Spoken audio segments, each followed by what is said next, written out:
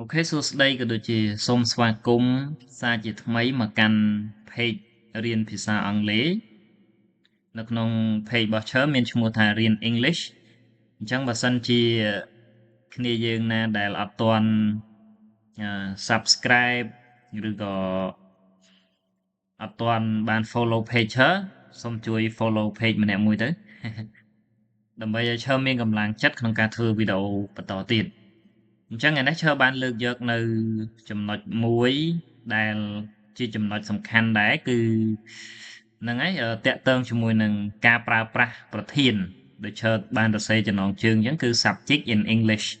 អញ្ចឹងគ្នាយើងដឹងហើយថាសម្រាប់អ្នកដែលរៀនភាសាអង់គ្លេសកម្រិតដំបូងក៏ដោយសម្រាប់អ្នកដែលរៀនភាសាអង់គ្លេសយូរមកហើយក៏ដោយអញ្ចឹងការដែលយើងចេះសរសេរជាប្រយោគមួយគឺវាចាំបាច់បំផុតក្នុងការស្គាល់នៅប្រធានរបស់ភាសាអង់គ្លេសអញ្ចឹងឯនេះឈើបានលើកយកចំណុចតូចមួយទេហើយក៏លើកយកប្រធានតូចមួយដែរនៅក្នុងភាសាអង់គ្លេសព្រោះគ្នាយើងដឹងហើយ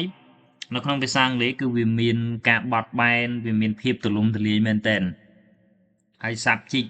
ដែលជាប្រធាននៅក្នុងភាសាអង់គ្លេសហ្នឹងក៏វាមានច្រើនដែរអញ្ចឹងឯនេះឈើលើកយកចំណុចសំខាន់មួយចំនួនតូចយកមកចែកជូនគ្នាយើងនៅក្នុងការសរសេរជាភាសាអង់គ្លេសនៅក្នុងការបង្កើតជាប្រយោគអីជាដើមហ្នឹងអញ្ចឹងឈើលើកយកមកប្រហែលជា7ចំណុចដូចគ្នាយើងបានឃើញនៅក្នុងការបង្ហាញរបស់ឈើនេះអញ្ចឹងគឺឈើលើកយកមក7ចំណុចសំខាន់អញ្ចឹងទី1គឺការប្រើប្រាស់នាមណាការប្រើប្រាស់នាមនាមមានអីខ្លះគ្នាយើងនាមមានអីខ្លះឧទាហរណ៍ដូចជាឈ្មោះណាជាឈ្មោះឧទាហរណ៍ដូចពិសិដ្ឋឃើញទេគ្នាយើងឃើញទេនេះពិសិដ្ឋអញ្ចឹងពិសិដ្ឋក៏ជានាមមែននេះក៏ជានាមឈ្មោះសត្វក៏ជានាមឈ្មោះរបស់មនុស្សក៏ជានាមអញ្ចឹងអាទាំងអស់ហ្នឹងគឺយើងអាចយកវាមកសរសេរជាប្រធានបានយើងយកវាមកដើរតួជា subject បានឧទាហរណ៍នៅទីនេះឈើលើកយកឧទាហរណ៍2ឧទាហរណ៍មកឲ្យគ្នាយើងគឺតាក់ទងជាមួយនឹង noun ណា noun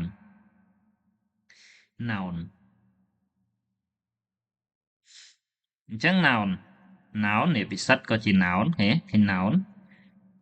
noun cats ក៏ជា noun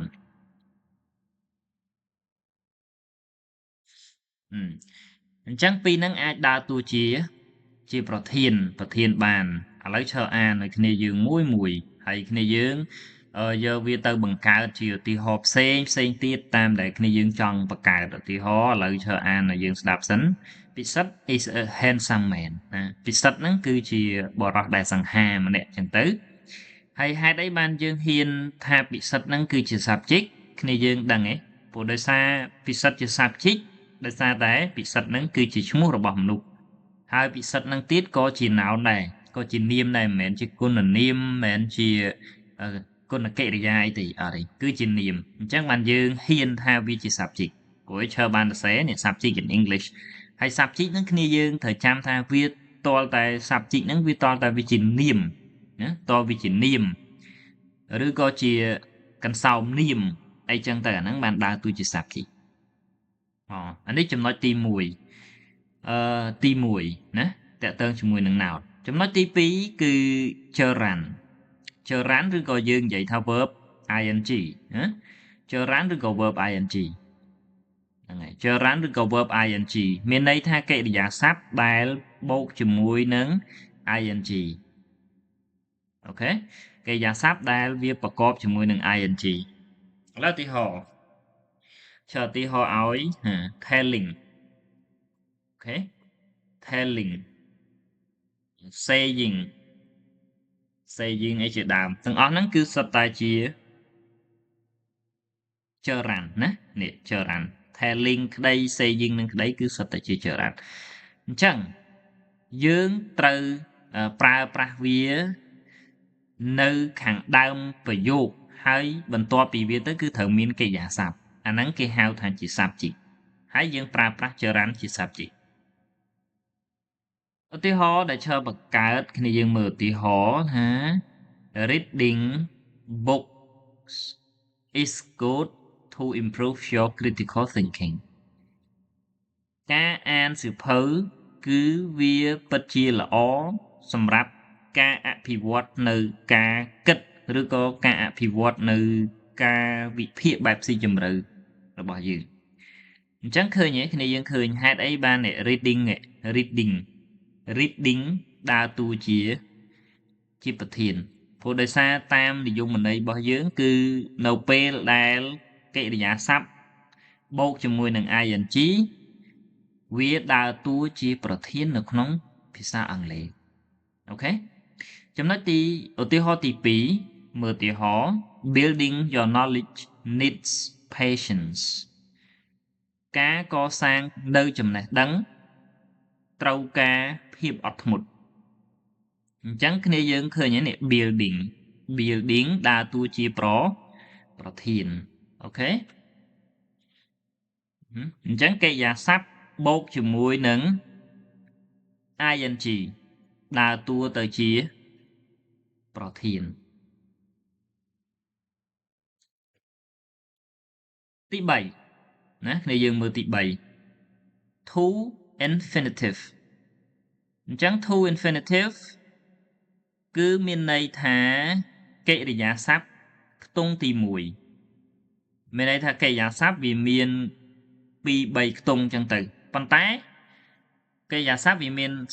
កិរិយាសព្ទវាមាន3ខ្ទង់អញ្ចឹងទៅឧទាហរណ៍ base form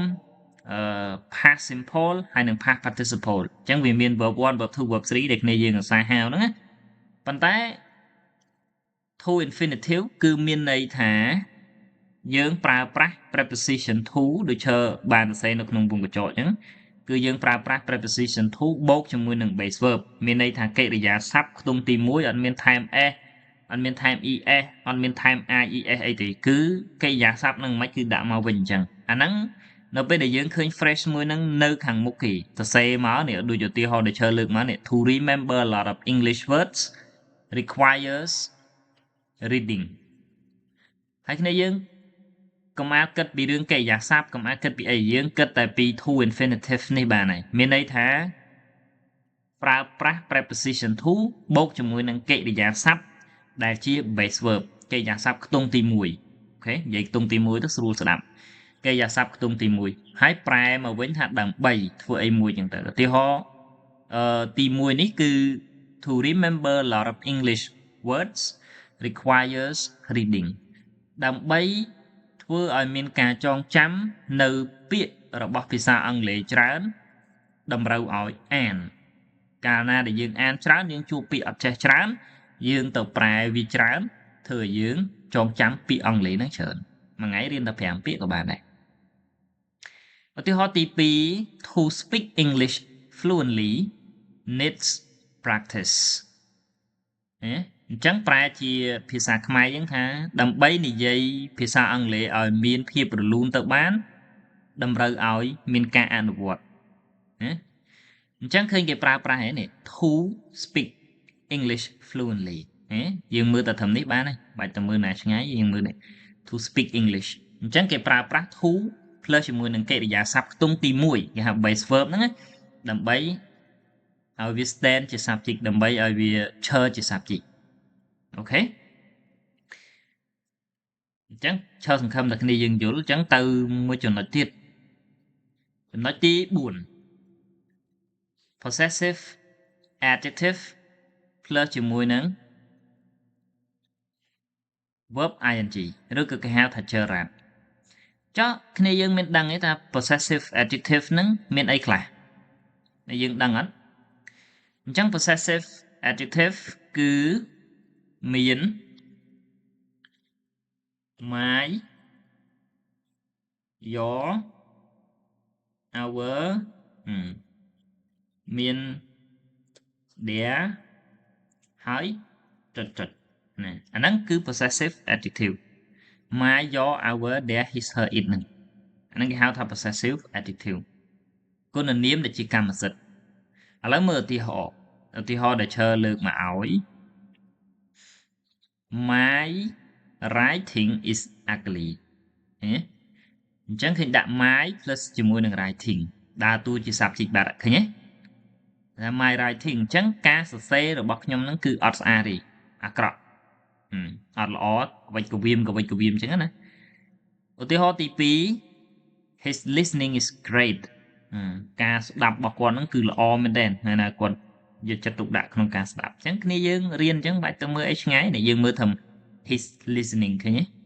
ឃើញ his នេះជា possessive adjective ហើយ listening នេះគឺជា verb ing អញ្ចឹងវាទៅជា subject បាទអូខេហើយបើចង់ដឹងថាយើងចេះអត់ឬក៏អត់ចេះអីយ៉ាងណាយល់ច្បាស់មិនច្បាស់គ្នាយើងហ៊ានបង្កើតឧទាហរណ៍មកចាំមើលឈើមើលឲ្យថាត្រូវឬអត់ខុសឬក៏ត្រូវអញ្ចឹងណាហើយយើងរៀនទាំងអស់គ្នាទេសូម្បីតែឈើក៏ឈើរៀនដែរឈើមានតន់ចេះអីណាអស់ចាយទេមើលប្រឡងធ្លាក់ដូចគ្នាយើងដែរអញ្ចឹងតើយើងខំទាំងអស់នេះបានចេះទី5ឧទាហរណ៍ទី5ឬក៏ចំណុចទី5មេរៀនសំខាន់ទី5តើតើជាមួយនឹង subject គឺ possessive adjective នឹងដដែលតែបូកជាមួយនឹង noun Your mobile phone is expensive ឧទាហរណ៍ទី1តើទូរស័ព្ទចល័តរបស់អ្នកហ្នឹងគឺថ្លៃមែនតើឧទាហរណ៍ដូច18 Pro Max អញ្ចឹងទៅ17 Pro Max អញ្ចឹងណា Her voice is beautiful សំឡេងរបស់នាងគឺពិរោះមែនតើអញ្ចឹង her voice នេះ her voice ហ្នឹងគឺដើរតួជា subject បើប៉ុណ្ណឹងបើសិនជាគេហៅវិញគេហៅថា noun phrase គ្នាយើងអាហ្នឹងគេហៅ noun phrase ហើយ her voice ហ្នឹងប៉ុន្តែយើងកុំភ្លេចគោលការណ៍មេរៀនរបស់យើងណាគឺ possessive adjective plus ជាមួយនឹង nouns ខ្លីៗចង់ដឹងចង់ចេះគ្នាយើងជួយ subscribe YouTube របស់ឈើក៏ដូចជាជួយ follow page ឈើទៅដើម្បីបានមេរៀន grammar ក៏ដូចជាកិរិយាសព្ទvocabulary អីថ្មីបន្តទៀតមួយទៀតចំណុចទី6ជិតចប់ហើយគ្នាយើងចំណុចទី6គឺ one of គេប្រើ one of plus ជាមួយនឹង possessive adjective ហើយ plural nouns មិនជា singular noun ទេ plural noun ប៉ុន្តែ singular verb មានន័យថាមួយក្នុងចំណោមឥឡូវឧទាហរណ៍ one of my friends is Figo មិត្តភ័ក្តិម្នាក់ក្នុងចំណោមមិត្តភ័ក្តិជាច្រើនរបស់ខ្ញុំហ្នឹងម្នាក់ហ្នឹងគឺសាវ៉ាគេថាម្នាក់ហ្នឹងសាវ៉ាអញ្ចឹងគេប្រើ one of ហើយ plus ជាមួយនឹង possessive adjective ហើយ plus ជាមួយនឹង plural noun អញ្ចឹងគ្នាយើងត្រូវចាំកន្លែងហ្នឹងគឺអត់អាចប្រើ singular noun ទេគឺត្រូវតែប្រើ plural noun អញ្ចឹងទៅប្រើ plural noun មានន័យថាមួយក្នុងចំណោមមិត្តភ័ក្តិម្នាក់ក្នុងចំណោមមិត្តភ័ក្តិជាច្រើនរបស់ខ្ញុំហ្នឹងគឺសាវ៉ាណាគេណាឧទាហរណ៍ទី2 one of their pupils works hard one of their pupils work hard ឃើញទេ works កន្លែង work នេះមាន s ទៀតអញ្ចឹងអាហ្នឹងយើងរៀនក្រោយប៉ុន្តែឈើមានឧទាហរណ៍សំទោសឈើមានរូបមន្តឲ្យគ្នាយើងហើយយកទៅរៀនបង្កើតឧទាហរណ៍ទៅកូនសិស្សម្នាក់ក្នុងចំណោមកូនសិស្សជាច្រើនអ្នកទៀតរបស់ពួកគេហ្នឹងគឺខំប្រឹងរៀនមែនតើចំណុចចុងក្រោយអាហ្នឹងគ្នាយើងចេះជាងគេអាសាប្រើជាងគេហ្នឹងគឺ subject pronouns អញ្ចឹង subject pronoun មានអីខ្លះគ្នាយើងមាន I you we they he she it អញ្ចឹងនេះឈើលើកមក I study English ខ្ញុំរៀនភាសាអង់គ្លេស we are grade 12 students យើងគឺជាសិស្សថ្នាក់ទី12អាហ្នឹងគឺជាការប្រើប្រាស់subject នៅក្នុងភាសាអង់គ្លេសហើយសូមអរគុណសម្រាប់ការតាមដានទស្សនានៅមេរៀនរបស់ឈើអញ្ចឹងដើម្បីឲ្យឈើមានកម្លាំងចិត្តក្នុងការធ្វើវីដេអូទៀតគ្នាយើងសូមជួយ comment ក៏ដូចជាជួយ follow page ឈើនិង subscribe YouTube របស់ឈើម្នាក់មួយផងសូមអរគុណ